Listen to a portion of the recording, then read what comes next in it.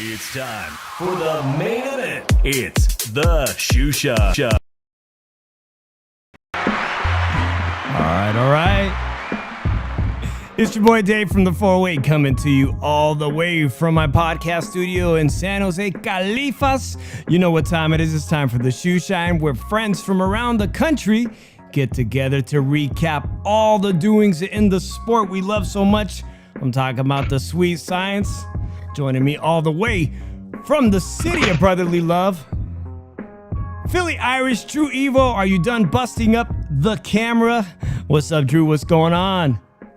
And nothing much, Dave. This light's supposed giving me fits, but there we go, man. All good now. A little adjustments. Listen, last week's show was fantastic, man. I appreciate everybody who's been a new subscriber to the Shoe Shine. If you haven't already subscribed, you know the deal with YouTube. Subscribe, drop a like, drop a dislike, leave us a comment on how we can improve or whether or not you like the show. I really appreciate everyone who's been riding with us. This is a very historic week, Drew, because only 5 guys prior to Canelo Alvarez can say and lay a claim that they are the undisputed champion in their division. There's been a lot of controversy over the past 24 hours, but we'll discuss that later. But right now, I'm gonna take a toast. Last week, I was showing you my cocktail of choice, man, and I actually finished that bottle of tequila. That bottle was an aged tequila, and this one is just a plain white one. Let me get this on camera, man. This is my new choice, Espolón, and it makes a fantastic mixed cocktail. And this one is for Canelo Alvarez and for everybody, all my Mexican and Mexican-American people who enjoyed that fight this past weekend. So go ahead, Drew. Cheers to me. Cheers to Canelo. Cheers to everybody out there who's down with the Shoe Shine. Drew, it's got to be a lot on your mind, man, because we both predicted Caleb Plant was going to lose. I think I had it like maybe 9-10. But a lot of people on social media giving him credit. His defense held him in there. And, you know, I predicted that Caleb Plant would probably do very well in the opening rounds, as Canelo Alvarez is a late starter. And Caleb Plant took advantage of that. Tell me what you like that you saw Caleb Plant do, because we knew the writing was on the wall that he was going to lose his IBF title. Well, first of all, JC, you left me on hold yesterday when you did your show last night, by the way. And his defense was pretty good, really good in the fight, Caleb Plant. So he actually did a lot of good movement, like I predicted he would do early on. But he kept on the pace to the 11th until he got knocked out. So he turned out to be a real difficult opponent for Canelo, more difficult than I thought than Billy and Caleb Smith together, because he made Canelo pay at times for trying to throw punches. He made him pay with counters, pop shots, like double jabs, triple jabs, 3-hit combos. He did everything. He released the arsenal out on Canelo. And he actually made it a real good fight. It was a really good fight while it lasted. It really was. So right. You bring up a good point. Now, I had tweeted earlier in the day before the fight that Canelo Alvarez would give him 3 rounds. Or, hey, Caleb Plant earned those first 3 rounds. for me, because I was watching it live with G Funky over at HCP, and we did a live simulcast commentating, I did think he did remarkably well. He outpointed Canelo. Some people were saying maybe he only won 2. Some people saying he won 3, possibly 4. But do I have this correct that you thought maybe, and the scorecards, some of them were kind of in good favor of Caleb Plant. Where did you have this fight going into the 11th? And this may be controversial. I had it 96-94 Caleb Plant. So, oh my goodness, there we go with the controversy. With the controversy, Drew, always controversial. And some people are saying that that is wild as AF. But Drew, give me a quick rundown of why you thought he was winning the majority of the rounds. Well, here's the problem, and a lot of people don't do this anymore when doing the scoring of fights and everything. They don't factor ring generalship as part of the scoring, and that's one of the main things of it, because that's how the pace of the fight's going. If that fighter was predicting the pace of the fight, is having at his pace, like early on in the fight, people like I know I saw somebody had a 3-0 Canelo. I was like, how the hell you have a 3-0 Canelo, dude? Like, Caleb Plant's landing a lot more, is throwing more, he's landing at more, like like you can't just score around for Canelo when he's only landing 2 hard punches and everything, while Caleb Plant's countering him and everything. I just don't understand that logic. Well, Run PMC in our chat is already chiming in. We have to have a discussion about what counts as scoring a punch. I think Plant landed more than he was getting credit for, but I need to rewatch the fight, and I have not rewatched the fight. But I think easily on my first eye test that Caleb did get the first 3 rounds and possibly one of those swing rounds. But again, it wasn't going to be enough ultimately because he lacked power. I mean, this is something we know watching him in previous fights, that he has trouble disposing of opposition. He even had trouble disposing of Caleb Truax. So I did not expect him to have the power that was going to keep Canelo at bay. And he didn't, Drew. I mean, we saw the battering to the body, even though it wasn't as much as we normally see in Canelo, where he batters the body early. Credit to Caleb Plant's defense for keeping Canelo not doing as much damage to the body early. By the 11th round, his body was bloody red tomato. I mean, it was really red. We can say that, and it was an accumulation of punches. Let's go ahead. Cheeto Boxing here. Saludos to Cheeto Boxing says there's only one judge that had it 6-4 Canelo. All the others had Canelo winning easy. And that's more, that's along the lines maybe of what you were seeing, or some people who thought Caleb won a swing round, 3 to 4 rounds to Caleb. But inevitably, it wasn't going to. Let me just put up some of these clips, and then I want to talk about this, Drew, because something happened in the 9th round that I've never, ever heard. And it's not necessarily that this hasn't happened, but I've never heard it. And credit to I think I know what you're talking about. Credit to the people at Showtime, because it's insane, the conversation that they were having.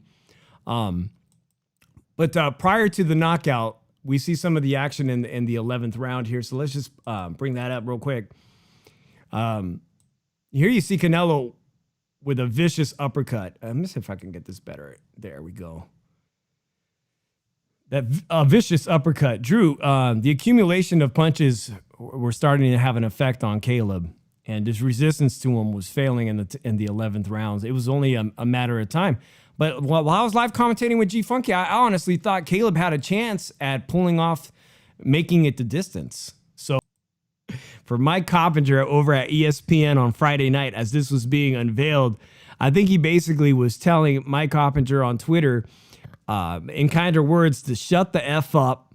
Unless me or my father say so, we'll tell you where we're going. Drew, your thoughts on Mike Coppinger with the breaking news? When Mike Coppinger continues to fuck up the news and everything, he gets like, he I don't know how the hell he gets his news, because it turns out not to be true half the time. And like, he's always getting dissed by people. Including Dan Rafael, who he took Dan Rafael's. Well, Dan Rafael was let go by ESPN and then eventually replaced by Mike Coppinger. Dan Rafael threw jabs on him on Twitter too, talking about this is how you really, really do stories. But let's get back to this Canelo thing, man. The eventual end. Run PMC, shut the F up, you little prick, Uncle Bob. Exactly. Yeah, I was going to say that too. I forgot about that. Yeah, he's been getting it lately, man. He has been getting it lately. But let me just let that play there. The ultimate finish, man. What'd you think of the eventual stoppage? Did you think? I'll be honest with you. I think the referee should have let him at least get up and then check him out. I think he caught it too early because he was still coherent. He was trying to get up. And he just caught it off. Why? Let him get up at least and let him and then see if he can continue or not. I thought the stoppage was a little premature. You should at least let the dude get up and see if he could continue after that because he was technically still moving. It's not like he was out cold and everything. Like if you look at Deontay Wilder, that dude wasn't moving. He was out cold. Okay, he was out cold. I have a freeze frame here where Caleb is on his elbows and not seemingly wanting to get up, and the referee waved it off. Is this the same referee that did Friday night with Mikeal Mayer? Guys, can you let me know? Because the Mikeal Mayer at one point, and this definitely looks like him, at one point on Friday night, and I want to talk about Mikeal Mayer in just a second, but let's give credit to Canelo Alvarez, who just accomplished something for the history books. The referee on Friday night said, if you don't show me something, I'm going to stop the fight. And I'm tripping. I'm like, hello, this is two world champion fighters on Friday night, Mikeal Mayer and Hamadouche, having a hell of a competitive match, okay? And he told Hamadouche in the 11th round, if you don't show me something, and it just came out of left field. I'm like, where the hell is that coming from, man? I don't understand that. But anyways, the stoppage, you think that it could have gone on to the 12th round, being it that it was a unification for the Undisputed, maybe let Caleb try to get up?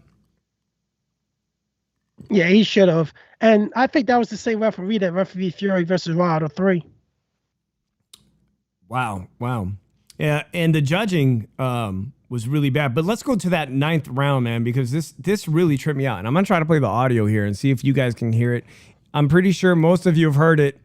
But Canelo Alvarez and Caleb Plant seemingly looking for, I guess he's like basic. It seems like he was looking for,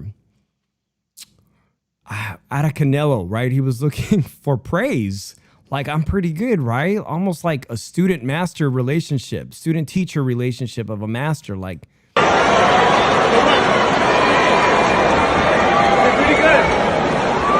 Pretty good? Yeah, pretty good. It's a good fight right there. It's a good fight right here, right? He's asking Canelo. It's pretty good, right? It's a pretty good fight, right? It's pretty good. And Canelo answering, yeah, it's pretty good. It's pretty good. I respect your skills. You know, pretty good for 21-0. I'm pretty good, right? I'm pretty good for 21-0. But prior to that, he says, I respect your skills. And Canelo says, I know. And Plant, seemingly looking for praise, says, I'm pretty good, right? For 21-0. And this is just a couple of rounds before. But Drew, I've never heard anybody talk to Canelo in the ring like that. I'm sure it's happened. I'm sure a lot of people do have conversations, but they're usually much nastier. But this was like a real mutual sign of respect. We know they had bad blood. We know the press conference was awful. They slapped each other in the face. Plant gets a cut from his sunglasses from the slaps, exchanging a slapping to the face. But was it bizarre? I mean, I just found it really bizarre, and at the same time, gratifying that there's sportsmanship like this between two elite level fighters, man. What was your take on Caleb having this conversation? Caleb was just trying to get into the dude's head. He had respect for him, but at the same time, Get in his head. He's trying to get to his head a little bit, you know. Say, yo, and notice, if you notice, while they're having that conversation, the crowd started to boo loudly, and that's when they begun their exchange of flurry. We got a phone call, so let's take this call. Hey, you're on the Shoe Shine. What's up? This is A-Rod. What's going on, Chido? Hey, Rod, it's really, really loud, man. See if you could ask me your question or comment, because a lot of road noise. Oh, yeah, I'm on the road. I'm a truck driver, but just want to chime in real quick. Thank you for calling. Judging from the Yeah, I can hear you. Go ahead. Okay. Judging for the punches landed, the unanswered punches, but at the same time going down, like, that's a good thing that he stopped it, because those punches were too clean for him to be able to just let Canelo keep on pounding on him. You know what I mean? I think it was a good decision for him to say, you know what, I'm gonna just call it right here. Let's not give Canelo a chance to beat his ass a little bit more, because he did go to the hospital after the fight. You know what I mean? So just as a person that would like to have protection for the fighters to continue fighting, yeah, it was a good stoppage. All right. Yeah, I respect that, man. And let me know, are you guys still doing tomorrow night or tomorrow morning? You guys still doing the show with Chicano Prophet? I haven't been on so far, but Chicano Prophet, I think he's still doing it early in the morning, Tuesday mornings. Perfect, man. I appreciate you calling, Chicano A-Rod. Prophet, channel. I'll let everybody know what you were saying right now, man. I appreciate All right, you man. calling. Thanks for calling. A-Rod, peace. All right, thank you, man. Later. So A-Rod, I know he had a lot of road noise. He's driving truck, man, which is a really hard job. And shout out to all the truck drivers out there getting our stuff delivered, because there is a shortage of truck drivers in America. So shout out to A-Rod for doing the hard work. Don't pick up hitchhikers. Don't pick up hitchhikers. He thinks it was a justified stoppage, and to be honest, Drew, that it was the highest payday that Caleb Plant most likely ever going to see at $10 million. And with his wife being a commentator over at Fox, he may have done the right thing and not taking any more unnecessary punishment and calling it when it was. So thank you very much for that call. Drew, I want to know now from the chat, if you guys want to go ahead and just drop it in the chat. But Canelo says he wants to take some time off, some much needed rest. He did keep very active in a year during COVID, when some fighters, top elite fighters, have only fighting once a year. He says possibly, the word is, maybe he doesn't want to fight till next Cinco de Mayo, which is completely reasonable. Maybe he'll take a tune-up in between that. We'll find out. Everybody wants to know. The relationship with Al Heyman is very good right now. Eddie Reynoso said things actually went a lot smoother than expected to make this happen. So everybody wants to know, man. The polls are out there right now. If you go on Twitter, there's tons of polls, including Dan Rafael asking, who do you want to see him fight? Does Charlo move up to 168 and get a shot at Canelo right away? Does David Benavidez, who is the most dangerous opponent, I think it's the most dangerous shot. But look, Anthony Durrell too, man. A former champion at 168 knocks out Barcos Hernandez from Fresno on that undercard. And today Durrell says, I'm going to retire unless I can get a shot at Canelo, which is kind of, it's not necessarily a far-fetched idea, him being a former champion. He did have a really impressive knockout, but as Anthony Durrell at 37 years old over the names Charlo, Benavidez, man, does he stand a chance at getting a Canelo payday? Oh wait, he fights Canelo if he comes to mandatory, which I think he's currently number 2 on the WBC list for contenders. But I'll be honest with you, after watching this fight again, I watched it actually 3 times. This fight, it really proves my theory a lot more that Demetrius Andrade is the most dangerous fighter that can beat Canelo Alvarez, because he's a way better fighter than Caleb Plant, and he has more power than Caleb Plant. And he can make Canelo pay a lot more than Caleb Plant did. So I think the easiest fight for Canelo is David Benavidez. No inside game. He'll beat that body all night. He'll get inside the whole night and eventually stop David Benavidez in the late rounds because of a damaged eye or something, and he'll probably shut the eye up. That's how I predict the fight to end with David Benavidez. Now, Miguel, I think his name is. I think he could be a good opponent for Canelo Alvarez, but I think we're eventually going to get a third Triple G fight. Unless he loses to Mawada, but I really think the next fight is going to be a Triple G fight, unfortunately, and I think it sucks because Nobody wants to see a third Triple G fight because. Well, I wanted to see a third Triple G fight, but the fact is that Triple G is about to turn 40 years old, so this is not going to be remotely competitive. He's starting to show signs of aging big time in all his previous fights after Canelo. But you bring up a really good point, and that's that Canelo Alvarez now is the head of his own promotional company, Canelo Promotions, and he can do business. Everyone thinks just because of this fight that we're going to see 3 fights with Canelo and Al Heyman on pay-per-view. And the reality of it is he's got a really good relationship with Eddie Hearn. They were seen hugging. You still have Triple G over at the Zone. And you have that wild card in, he's literally said the last guy he wants to fight is Boo Boo Andrade. But that is a wild card, as you said, if he vacates those belts at middleweight and moves up to 168, he could possibly force himself into a mandatory shot, right? Because here's the thing. The rule is if you are a champion of a division below, if you contact the sanctioning body you hold their belt for and say, hey, I'm planning on moving up in weight and everything. And they say, and they probably ask him, are you absolutely sure you're gonna move up in weight? Once he says yes, they will elevate that fighter as the mandatory challenger for that next division up championship. So if Boo Boo Andre tells the WBO, since he is the middleweight champion, hey, I'm gonna move up to 168, they automatically have to make him the mandatory. And he will get a title shot right away against Canelo Alvarez. And the thing is, the WBO automatically will exercise a 30-day window for Canelo and Andre to negotiate a fight, or it will go to post bid. And I've seen this situation before, and I predicted that situation, Drew. And here's the thing.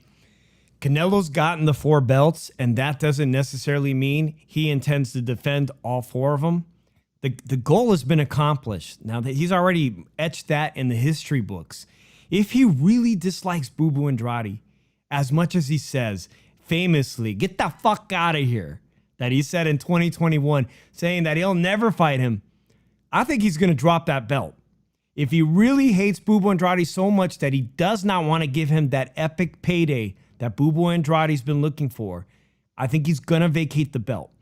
But bringing back up this Eddie Hearn and the Zone thing, there's Dimitri Bivol at 175, willing to come down in weight. That puts a whole new spin on 2022. Dimitri Bivol will look like a really tough challenge for Canelo Alvarez. Not only that, but Dimitri Bivol is willing to move down to 168, unlike Beterbiev, who has not signaled. Beterbiev has not signaled that he's willing to come down for the money to fight Canelo. I think Dimitri Bivol is absolutely someone we are going to see fight Canelo Alvarez next year in 2022.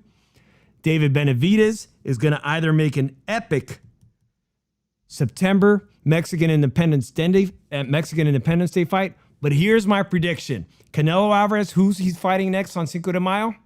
I think it's going to be Charlo. And earlier, Run PMC was saying PBC should stop feeding him soft opposition. People are saying, let Charlo get one of these, Andre Ward type moving up in weight feel-out fights. Give him a soft opposition. If they want to feed him some soft opposition, so be it. But there's very little soft opposition. It looks like David Benavidez is getting that next week or in a couple of weeks against this replacement fighter. He could fight Durrell, who's a former champion at 168. If he needs a tune-up fight, he can get that fight in March. February, March, if Durrell's willing to get a good payday against Charlo, he's not necessarily going to get the Canelo fight. But I think a really good fight is Charlo versus Canelo Alvarez, Cinco de Mayo. And I know you think David Benavidez is the fight to make. I do too. I think it doesn't benefit David Benavidez, especially fighting the type of guys he's going to fight in Chiron Davis in a couple of weeks. David Benavidez himself needs to step up the level of opposition because he's really not ready for Canelo Alvarez. Well, here's the thing. I'm gonna be honest to your statement earlier when he can just drop the title to not give Andre the payday. Here's the thing. If he's just gonna go drop that title to avoid fighting Boo Boo Andre, then it really takes away from his character. Because tell you the truth, you want to be out. You're saying you'll fight anybody, but you're gonna not fight Boo Boo supposedly because you don't like him, or is it because he has a way better style than Plant and BJ Sanders, and he has more power and he can be the boogeyman of Canelo. I don't think if Canelo wants to do that, do it, but you're going to be known as ducking Boo Boo Andre. And that's how it's going to be on that one. And I don't even think that he's ducking Boo Boo Andre if he does that. But there's a remedy to that. There's a remedy to that. And I'll tell you what I think it is. Now, as much as he doesn't like Boo Boo Andre, if Boo Boo Andre fights Gennady Golovkin and beats Gennady Golovkin after Gennady Golovkin fights in December, sometime early next year, Gennady Golovkin is 40, but sometime in between May and September, they fight. And that's a fight that's worthy to be seen on DAZN. Remember, they signed Golovkin to a lot of money. They promised Boo Boo Andrade big fights. That's a big fight.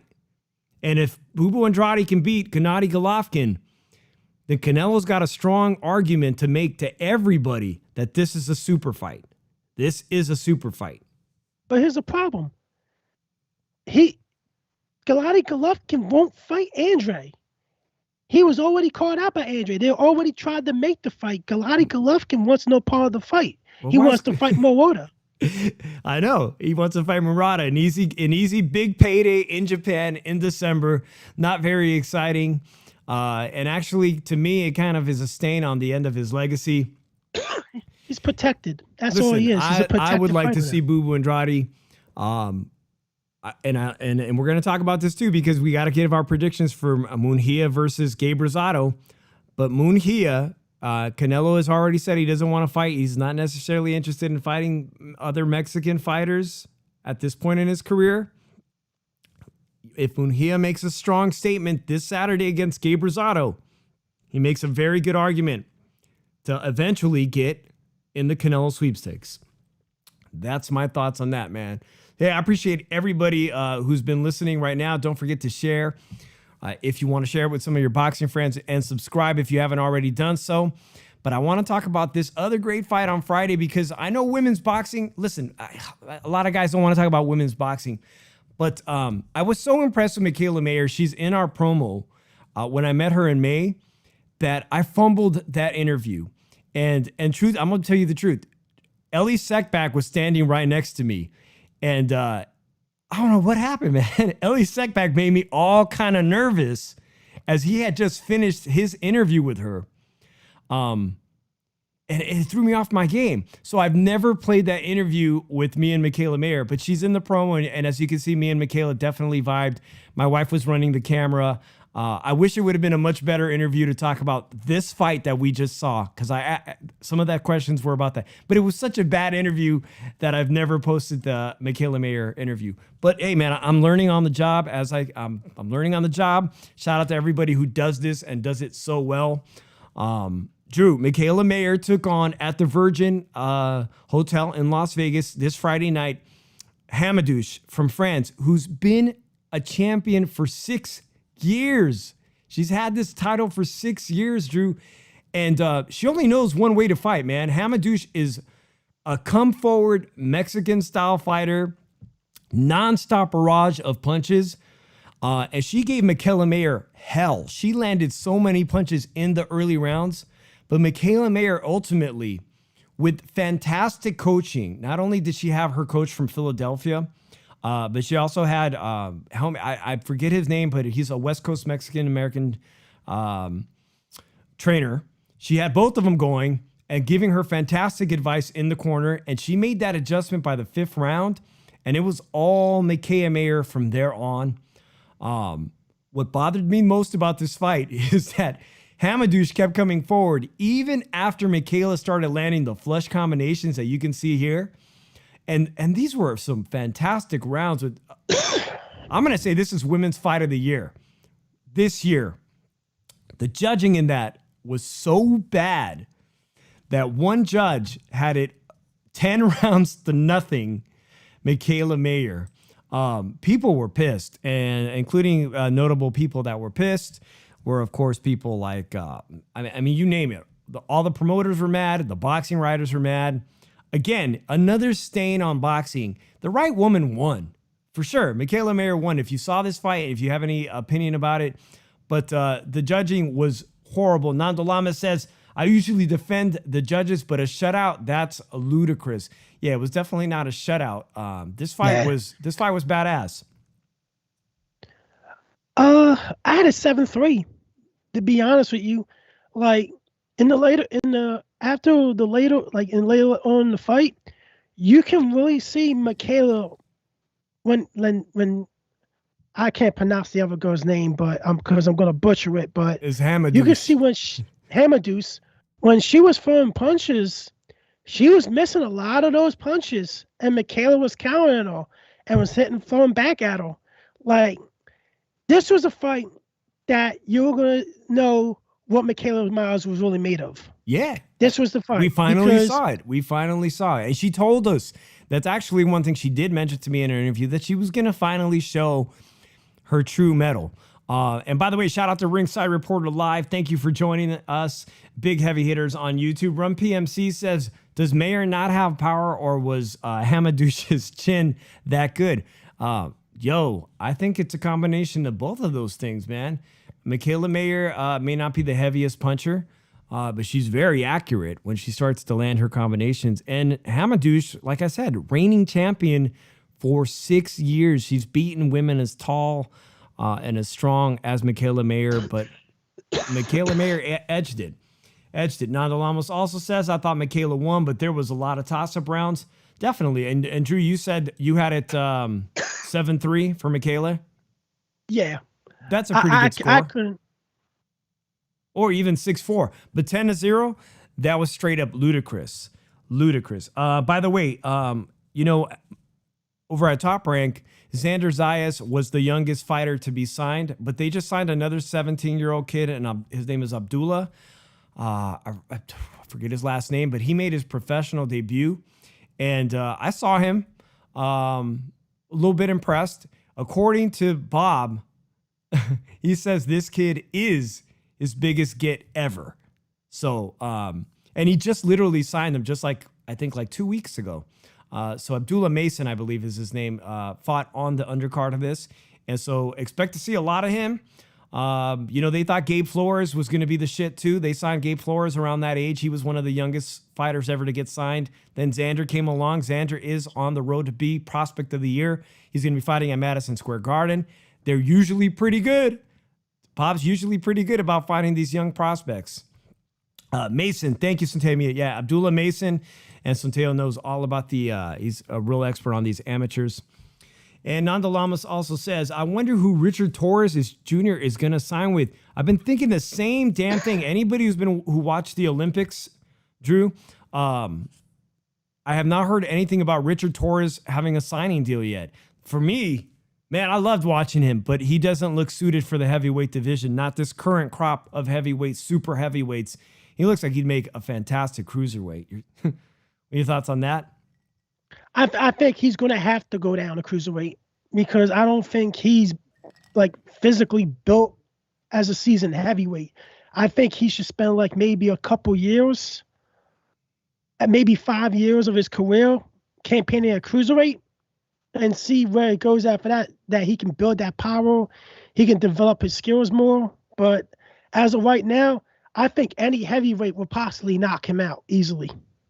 By the way, Centeo Media says he's got a video on his channel, Centeo Media on YouTube, about a national tournament where Joel Iriarte dropped him twice. So don't believe necessarily the hype. So definitely go out and check out his channel. And I want to move on to this. Let's move on to, hey man, this Saturday we're gonna see some fireworks, and there's really, I don't know where Jaime Munguia just didn't go for a title shot. He's a mandatory, right? He wants this fight against Philadelphia, your neck of the woods. Gabe Rosado.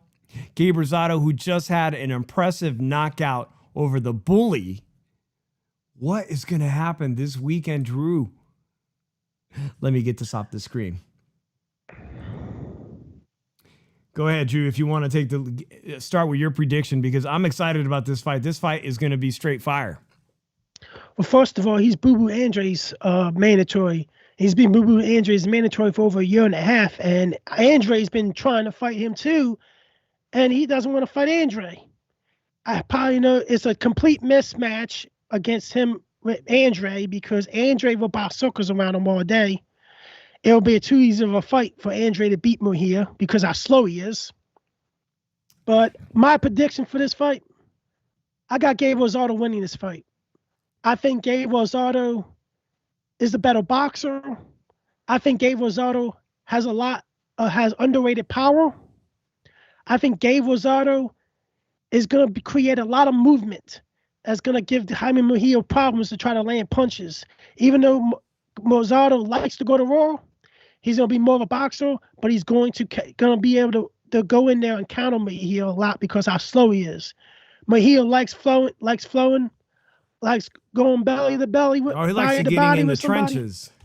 Yeah, but that's what Rosado's going to be able to take advantage of him, because he's going to try to throw punches. Rosado can do that movement and pow, right in that body. And then after that, does the same thing again, but he can eventually go for a 2 or 3 punch combination that lands up in the face. There's a lot of ways Rosado can win this fight. I just really think Rosado's going to win this fight. I think it might end in a decision, but we're going to really see that chin tested of Munguia's. Oh, we're most definitely going to see that. Nando Lama says Munguia has been steadily improving under El Terrible, but so has. Here's what I've been thinking about all week, man. Are we going to get the Gabe Rosado that fought Triple G? We can get the Gabe Rosado that tears up his face and gets ripped open. His skin has been torn open so many times. Is he going to get in a brawl with Jaime Munguia, and is Jaime Munguia's chin going to pass the chin test against Gabe Rosado? Or are we going to see the new and improved Gabe Rosado, who's been he's found a resurgence with Freddie Roach over in Hollywood, man. He really has. He's moved to Hollywood, even though he's a Philly native, of course, and he represents Philadelphia, man. It's almost like he's had a second wind in his career. What we saw him do against the Bully, he was not there to win that fight against the Bully, man. He was brought on, again, all those close fights he's had, all those awful close decisions where he probably could have got the nod. He was brought in there to be a name on that guy, Uzbeki, whatever his name is, the Bully. He was brought on there to be a scalp on that guy's resume. Are we going to see the same Gabe Rosado on Saturday that we just saw with the insane counterpunching? Now, he did get dropped. He got dropped. There's always that. Will will they exchange knockdowns? I don't know. Like, tell you the truth, it depends how Rosado wants to have this fight, what pace he wants this fight to be at. Because I'll be honest with you, I think we're going to see a combination of the Bully fight and the Daniel Jacobs fight. The smart boxer, and it's mostly going to be Gabe Rosado boxing Munguia and landing punches on Munguia. If you ask me, Gabe Rosado is probably, with his experience, should be able to outbox that Philly style, outbox Jaime Munguia. But has Jaime Munguia also improved under the tutelage of El Terrible? You can never underestimate the great Tijuana fighters, man. They've got that fighter spirit. There's been so many fighters that come out of TJ to always be a spoiler. But like you said, man, he's the mandatory. At this point, today, I really feel like Jaime Munguia should be a middleweight champ. I really feel that he should have picked up a middleweight belt. And I'm bothered by the fact that he wants to fight Rosado and that his advisors, because Rosado can be a complete spoiler this Saturday night. I've got this 50-50, man. I know you all want me to make a choice. I'm rooting for Munguia, my countryman, but he's going to have a tough night. And from the beginning, I always thought this was a poor choice. Yes, Golden Boy knows how to put on some badass cards. This could be a major setback in Jaime Munguia's career at middleweight. He was on the road to being a 2-division world champion. Will Philadelphia's Gabe Rosado derail his vision, man? You say Gabe Rosado wins? Gabe Rosado wins by decision. He does. Fun fight, says Nando Lamas. I can't wait. I'm going with my decision. I think I got it, man. And this is it. I think this is my decision. Here it is. It's going to be a controversial decision win for Jaime Munguia. Gabe Rosado will get the decision loss. Just another one to add to the resume. A very sad and unfortunate event, as Gabe Rosado has been on the losing end of a lot of close fights. I can't see them giving it to him in a close decision. But anything can happen. In fact, I won't be surprised if either one of these guys lose by KO. And that's why I'm stoked to see this fight on Saturday. Make sure you get your tequila, your beer, your Puerto Rican food, whatever it is you're going to eat, man, because this one is going to be a great one. Nando Lama says Munguia by TKO 9th round due to cuts. Of course, that's always a factor when you're fighting Gabe Rosado, as he's got a lot of scar tissue in his face. All right, Drew, it's been a really fun show. There's a lot going on in boxing this month, November. I'm only 2 weeks away from my return to Las Vegas. I can't wait. I'm stoked. I'm willing to hang out with anybody. If you are going to be in Las Vegas for the Terrence Crawford fight with Sean Porter, hit me up on Twitter, DM me at the Mike and Dave 1, send me a shout out. Maybe we can get together and do some drinks and some live streaming before the fight. I'm 100% open to that all the way. All right, Drew. I wanted to do one more thing. But how good was the Canelo Alvarez fight? How exciting was it? Why was Dana White at the UFC, and they had their own card, right? And they said, Showtime says, we don't care this time. We are not going to sit around and wait. But yeah, why was Dana White watching the Canelo fight? Here are the pictures of that. Dana White watching the Canelo fight at his own show, ringside. Let's see if I can get that up there. Drew, your thoughts on Dana White watching the Canelo fight while his own show is going on? The other fights in the UFC sucked. Probably, I don't know. Like, I don't know. Like, something was telling me that, like, the only two fights that I want, that UFC had, that people want to see, was the two rematches. That was it. Other than that, nobody wants to see the other fights. Nobody. I think a lot of people cared. But listen, we got a caller. Before we wrap up the show, let's take this caller. Let's definitely take this caller. 909, you're on the Shoe Shine. Hey, what's up, Dave? What's up, Drew? This is Sonteo Media. Sonteo, hey, thanks for calling us. Right, we were going to wrap up the show, but man, I remember I asked you to call because some of the most exciting news that I heard on Friday was the fact when we were just about to wrap up the show. But Virgil Ortiz and Mike Carpenter Mike Carpenter preemptively released a statement saying Virgil Ortiz was leaving Robert Garcia and going with Canelo Alvarez's camp over with Eddie Reynoso. So, and I know you do a lot of videos and you spend a lot of time over at Robert Garcia's gym. I don't expect you to tell me who Virgil Ortiz is going with, but what do you think of Mike Carpenter blabbing his mouth before he gets the story correct? No, I think that's just the world that we're living in, where journalism, they're so eager to be the first one to get the story out that it doesn't matter who you're stepping on or what bridge you're burning, because clearly Carpenter didn't care that Virgil and Virgil Sr. told him that what he was asking was untrue. That he wasn't asking whether he left Robert. He already knew that because he called Robert and Robert told him. But what he wanted to find out was whether it was true that he was going with Eddie Reynoso. The answer from Virgil Jr. was no. And then it sounds like he sent a message to Senior, and Senior said, hey, look, my son already told you no. The answer is still no. And he flew the story anyways. So I think we're just living in this type of journalism where there's a lot of pressure on you to get stories out. I don't know how many stories ESPN is requiring this reporter to get out, whether it's 10, 15, 20, who knows.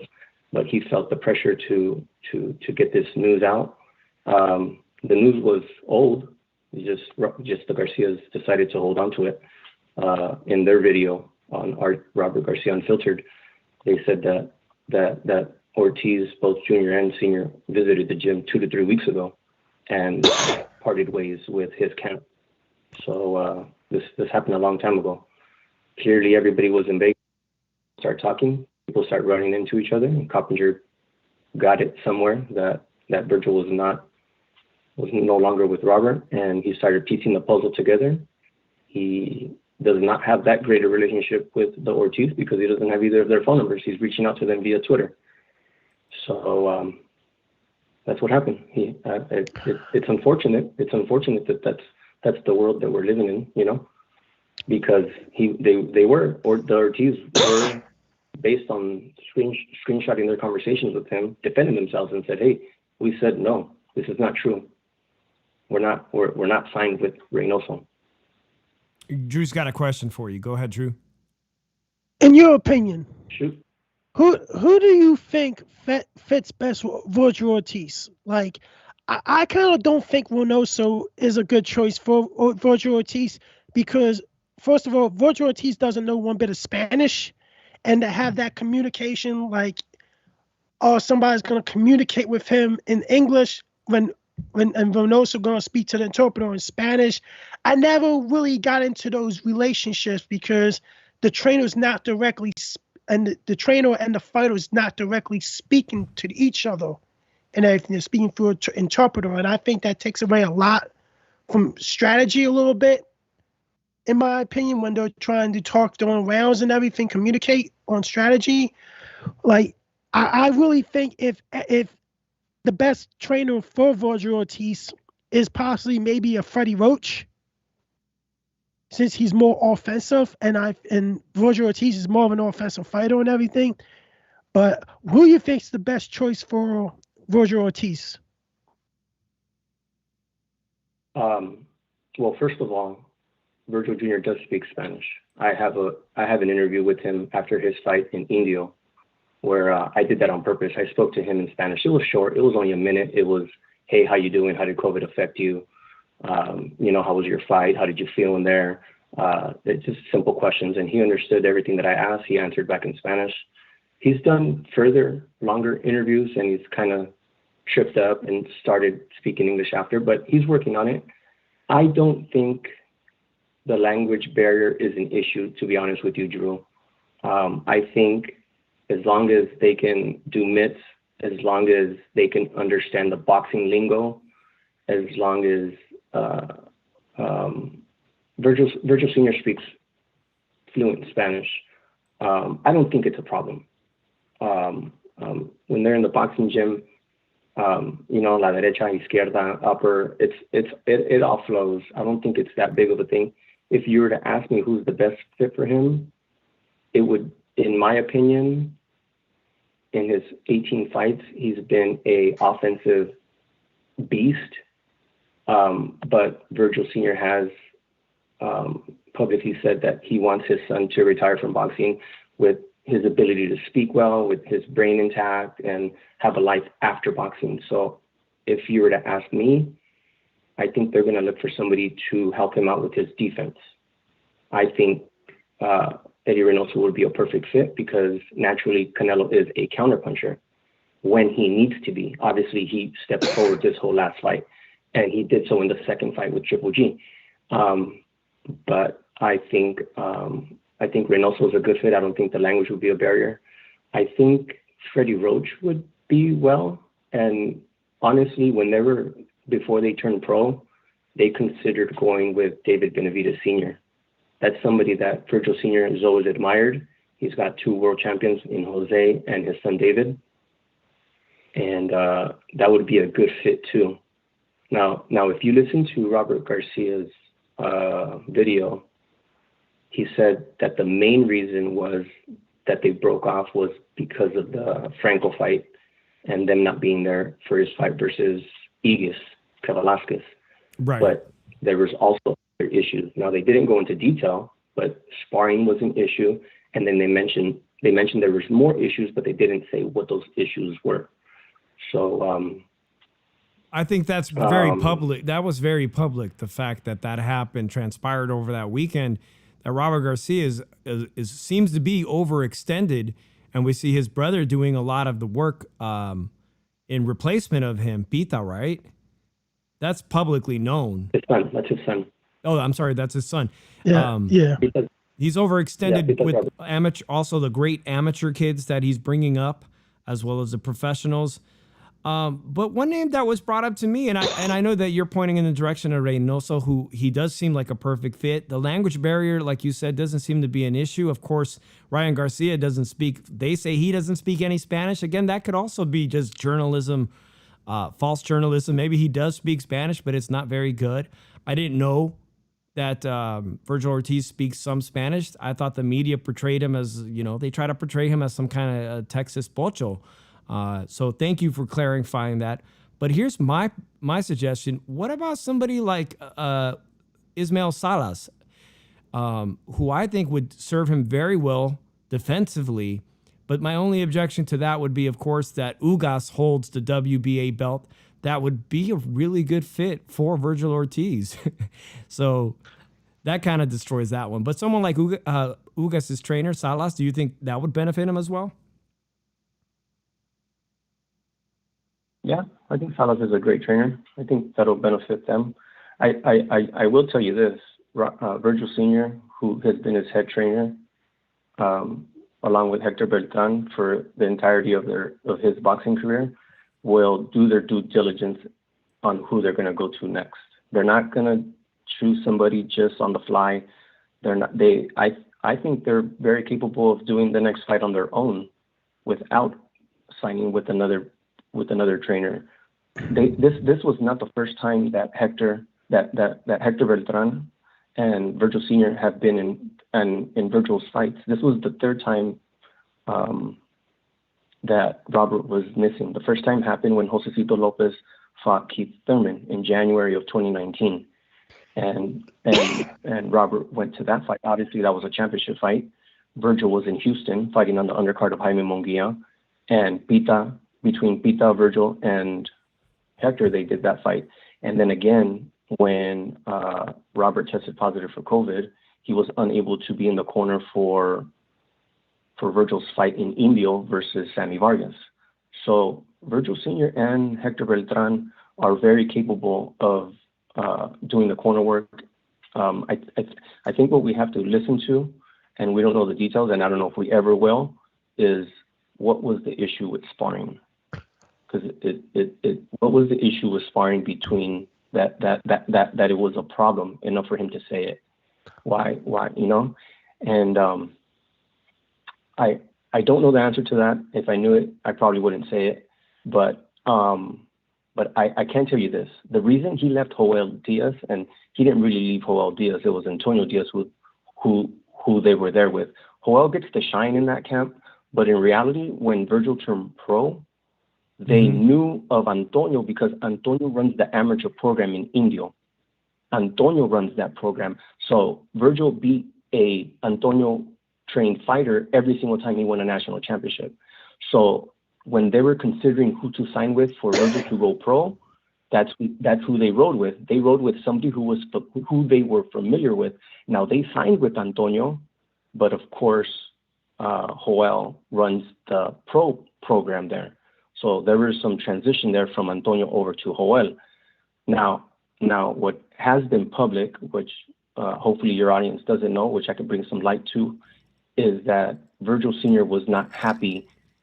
So when Antonio and Joel were training Virgil from his pro debut all the way to 9-0, Virgil Sr. was still working full time. He had his regular 9 to 5 at home. So yes, he would be there in the corner for his son's fights, but he wouldn't be there for camps like he was when he was with Robert. So Joel and Antonio would train Virgil, and then Virgil Sr. would fly in for the fight, be in the corner, and assist in the corner. Now, after 9 fights, when they departed from that team, Virgil quit his job. Virgil quit his full-time job in Texas, his 9 to 5, to train his son full-time. So there's a big difference.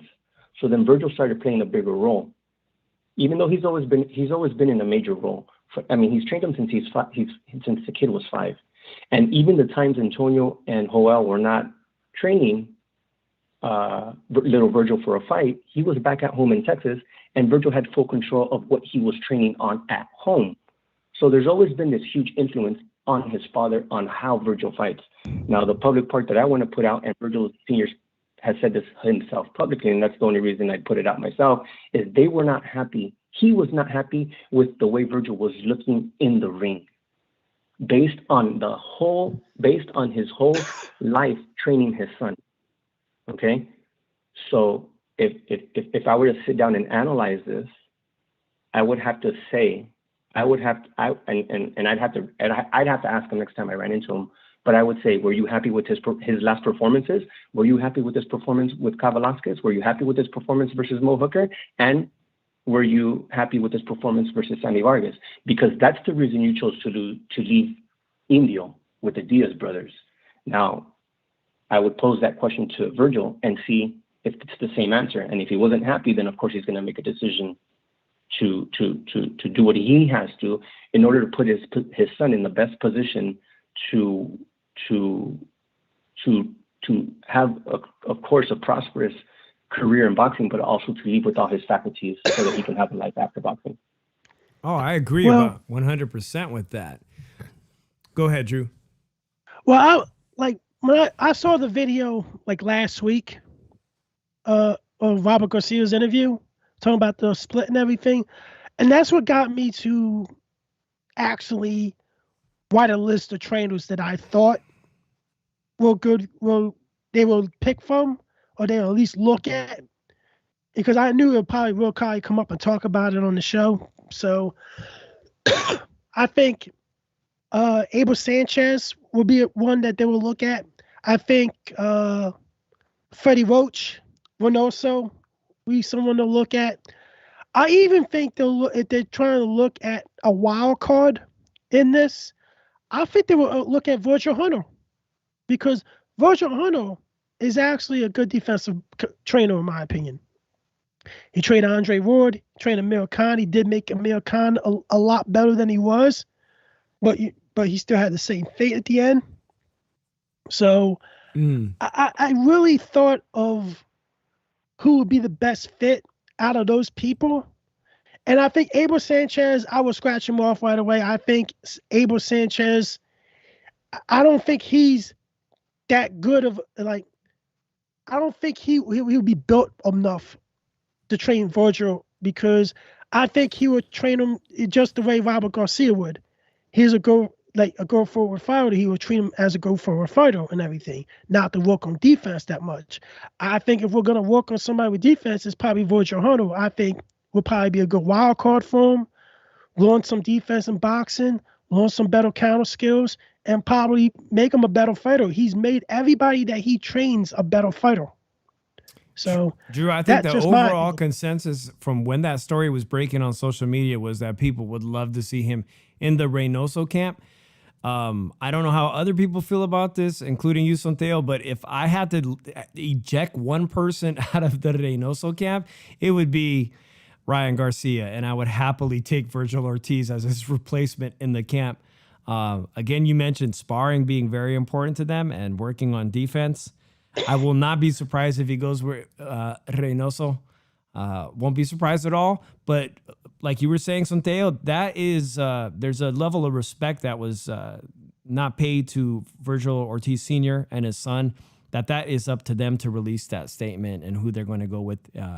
I mean, Anthony Joshua is still publicly looking for it. It's not like a decision that's going to be made rather quickly. Santiago, while I have you on the phone, what is Virgil Ortiz's path to a championship title in 2022? Because a lot of people think he's on the verge of a title shot. And who is it going to be against?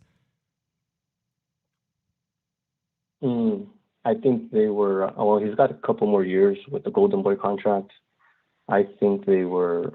I know he's almost ranked in the top 5. I think in every sanctioning body, but I think he's number 1 in the sanctioning body that Terrence Crawford has his belt in. So I think that's the route they were going. WBO. Yeah, because Top Rank and Oscar and PBC were having more collaborations than Oscar was with Al Heyman. So I think that's the route that they were going. But Golden Boy has deep pockets, so they've been able to pay these guys in order for Virgil Ortiz to chop them down.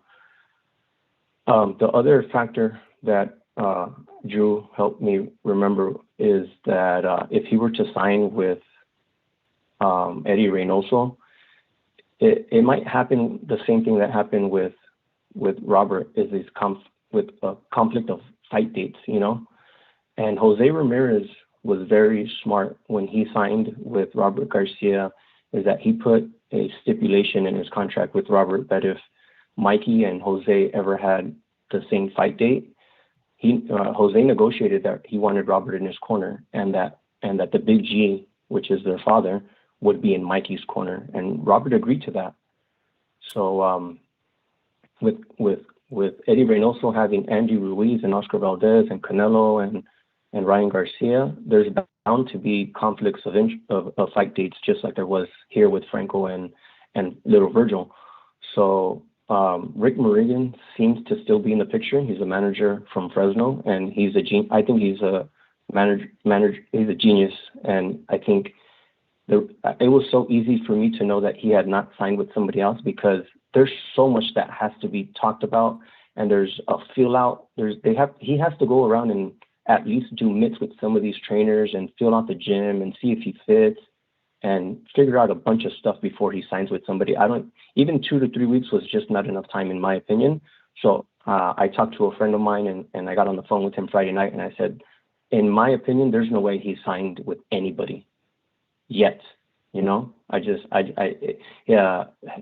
Sr. doesn't cross me as that type of person where he's just gonna, leave one camp and then just sign with another just right away, unless there was some kind of courtship already, and I don't believe that happened. So there's a lot of stuff to be talked about, but Rick Morrigan seems to still be in the picture, which I think is a huge bonus.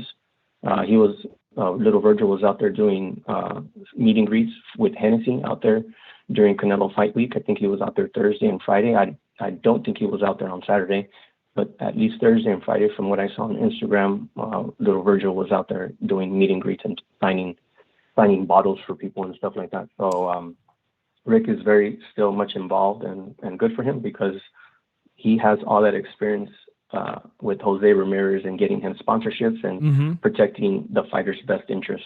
Absolutely. He's got a whole roster. Shout out to Rick Mayer again from Fresno, California. Shout out to everybody who might be listening from the Fresno area. And yeah, Jose's going to be having a big fight in February back in Fresno. Perfect way to build up his confidence, and against Pedraza, right? I only hope they don't hold it at the same field, man. No disrespect, but they could do so much better out of a venue that they did for Mikey Garcia. Yeah, the venue they had for Mikey Garcia, Chuck Chansey Soccer Field or Minor League Park. If you tell Rick, give him something better than that. Yeah. Hey, thanks a lot for calling in, Santiago. We're going to wrap up the show, man. Tell everybody where they could follow you, because you've been writing some great stories and you have a great YouTube channel, and you give us a lot of information on upcoming amateur fighters and what's going on sometimes in the Robert Garcia world. I'm on Twitter, and usually I'll write a tweet that tags my blog, which is sontilmedia.wix.com, where I've only recently started typing and writing. You can find my YouTube at Sontil Media as well. My Instagram got closed. I got a 3-day suspension. Timeout. Yeah, suspension for posting some Canelo video that I wasn't supposed to. So I opened up another one today just to have people get access to me. But But yeah, I'm writing. It's new. It keeps me sharp, and it lets me, be able to have these conversations with smart people like you. Just keeps me sharp. I appreciate that. I sometimes too. it's just, I know it's fun to troll sometimes, but sometimes you just gotta have great conversations with people and be on top of it. Are you by any chance going to the Crawford fight? Helping out. I'm sorry to interrupt you. Were you headed to the Crawford fight? Probably not. No, Probably not. All right, man. Yeah, go ahead. But Yeah, you were saying he's on there tonight. Esquiva Falcao from RGBA is on there. He's the co-main, and he's a silver medalist from Brazil. That's right. Fighting on that co-main on there. And Falcao, Esquiva Falcao, and another kid that Robert's training out of Fontana, California, Raymond Murataya, who I believe is like 13-0 or 14-0. So he's going to be opening the pay-per-view, which is another great, fantastic kid. But yeah, I appreciate you letting me know that, because a lot of people are saying that this undercard is awful. And so much so that, what happens in Vegas with these pay-per-views is that people decide to just show up for the main event because they're spending all their time getting ready and dressed to look good. But you're telling me Falcao and Muriata, is it Muriata? I believe, right? Murataya. They're worth watching, right? Murataya. They're worth coming in and watching, Absolutely. right? Oh, man, I appreciate that. Thank you for letting me know. Absolutely. All right, Santiago Media, take care, man. I appreciate you calling the show.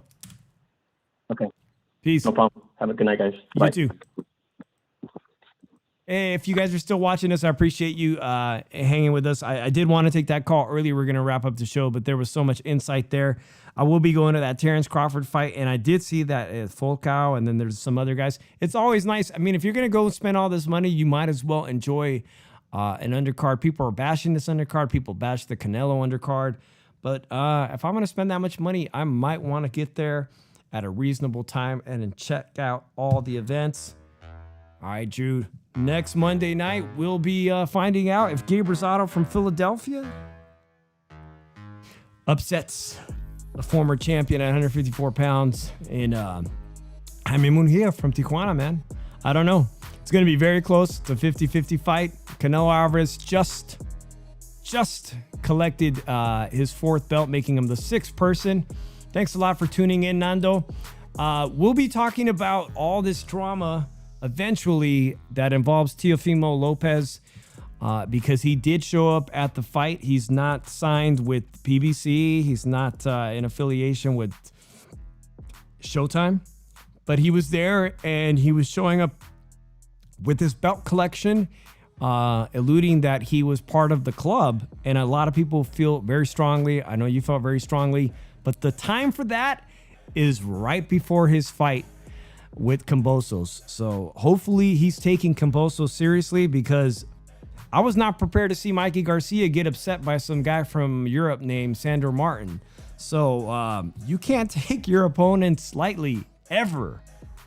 There's a time for training and there's a time for parading, right? So, well, end of the day, can't take nobody lightly. Never. Congratulations to Canelo Alvarez on becoming the first Hispanic undisputed champion in the full belt era. That's the truth. That's the truth, man. It's the first Latino that I know of. So, and on the record books, man. Appreciate you guys all hanging with the Shoe Shine. Don't forget to share, like, and drop us a comment. If the show sucked, if you think you got some ideas for our show, even leave that in the comments section. And we'll see you next week. Dave from the 408, Philly Irish Drew Evo. We out. Peace.